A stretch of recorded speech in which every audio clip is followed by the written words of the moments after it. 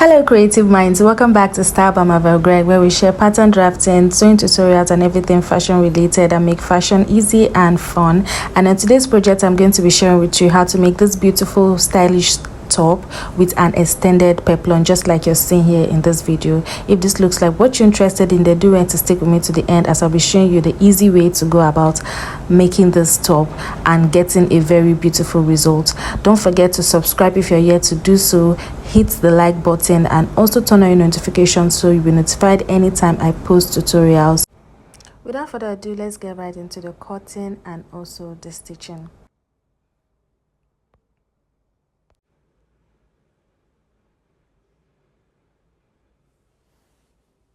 So for this tutorial, I'm making use of this Adire fabric. I'm making like a 3-in-1 piece with this fabric, and I'll be sharing with you over the coming week what I am going to be doing with this fabric, so stay tuned. So I've gone ahead to fold out what I need for the front piece of my top. I did my shoulder measurements with an extra 8 inches. So next I'm just going to mark out my bust points and then of course the half length. So this just for the half length. You remember it's an extended peplum top we are making, so we are stopping this at a half length. So I'll just mark my half length. It is on this half length we're going to be adding our extended peplum. So at my shoulder line I'm going to mark my shoulder measurements, then I'm going to be adding 7 inches. This is a cut together sleeve. It has a cut together sleeve, so 7 inches is what we're going to be using for our sleeve. Then I went down by about 1 inches for my shoulder slope, and I'll just connect it all the way just like I've done here.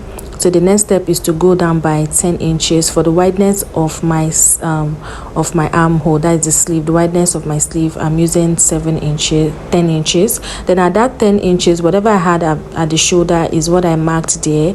Then I'm going to go ahead and connect with a straight line just like I've done. Then at my bust point, I'm marking my round bust measurements just like I'm doing here. I'll mark my round bust measurement, then I'll add 2 inches for my stitching allowance. Then I'll connect that my sleeve points like so to connect to my bust point just like I've done. That will be like an armhole curve. Then at my waistline, I mark my waistline measurements. Then I'm going to be adding a dart of 1 inches. Then I added 2 inches for my sewing allowance, and I'll connect my top like I've done here. So at my bust point I went down by 2 inches. Then at my waistline I went up by my nipple to nipple measurements, which is 4 inches, and I'm going to connect this all the way. I'm just going to show you how to go about imputing your dart. Then I'm going to do half an inch on both sides. Remember I left 1 inches. I added 1 inches for my dart at the waistline, so I'm going to just go ahead and mark it like so. So this is how you go about imputing your dart. So you can decide to go without imputing a dart for this dress. So for my neckline I'm doing 3.5 inches. I marked 3.5 inches. Then for the front I did 3.5 inches first. I'm now going to go ahead and connect it. So I did 3.5 by 3.5 inches. Then for my extension of my neckline I'm going down by 4 inches. You know there's a kind of design at this top, so I'll do 4 inches, which I'm going to slit open much later at the course of this tutorial.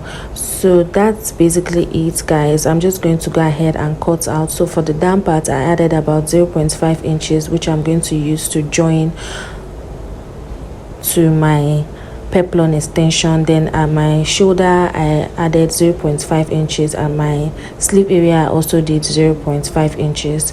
So for my back I'm just going to go ahead and cut out the fabric I need and ensure that I have about 1.5 inches for my zipper allowance. Then I'll just pin the front piece to the back piece, because I'm just basically going to be tracing what I have at the front to the back. So I'm going to be doing a neckline for the back of 1.5 inches.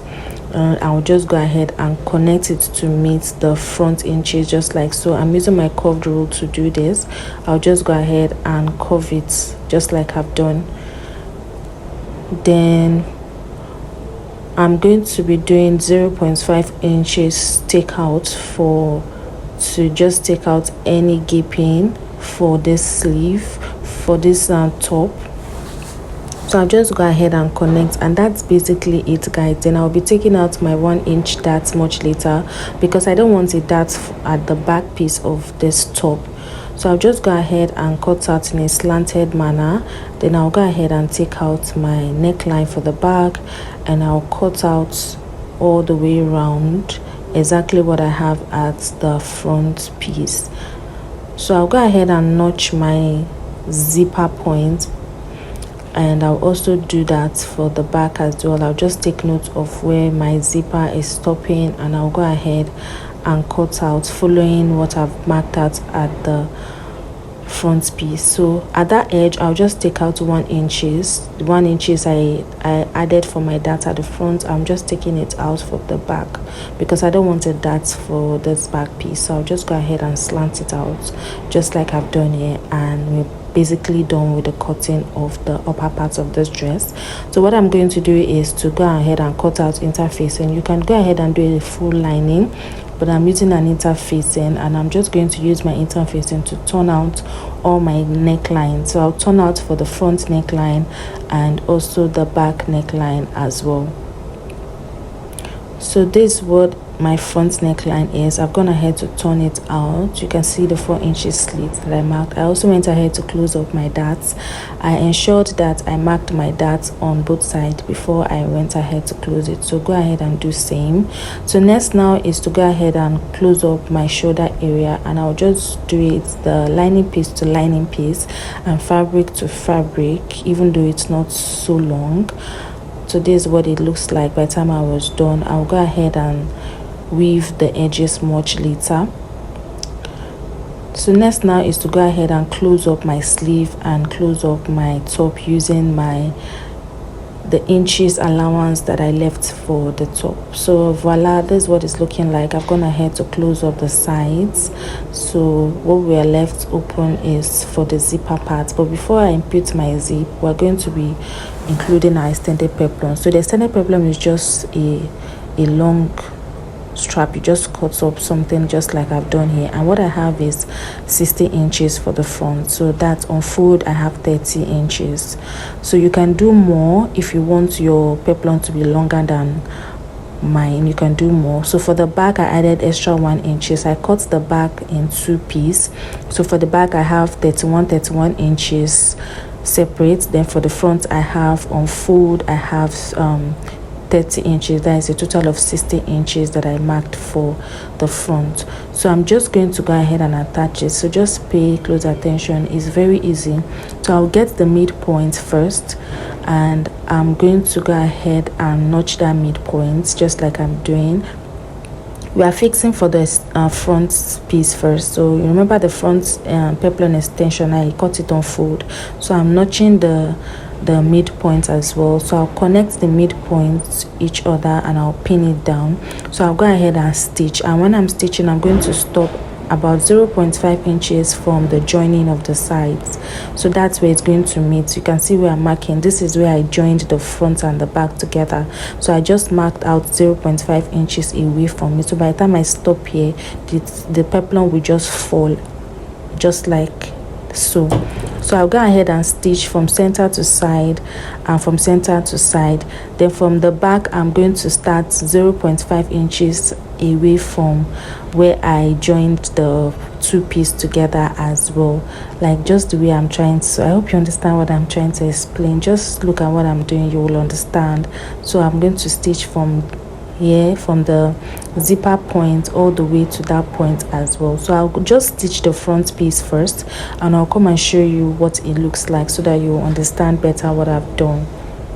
So I've gone ahead to stitch the front. You can see this is what it's looking like, and I stopped at that point I marked. So for the back, I'll just go ahead and place it like so. So I'm just going to place it starting from the center back. So you can see what I've done, starting from the center back, and I'll stitch it at that point there. So ensure that your extension, you've already go ahead and stitch all the sides, close up all the sides to have neat edges. After doing that, this is what I have.